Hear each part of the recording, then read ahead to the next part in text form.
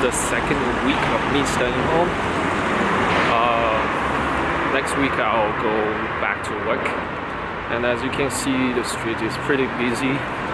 But from what I heard from my colleagues, there are very few people in the store, very few people in Venice.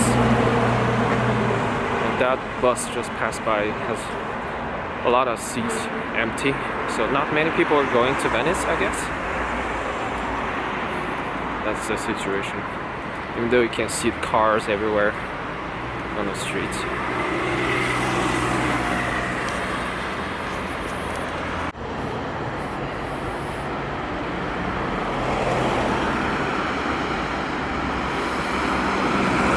The number of cases in Italy is skyrocketing, over 1,000 or over 2,000.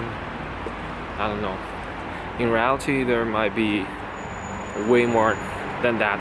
It's just like people have very mild symptoms,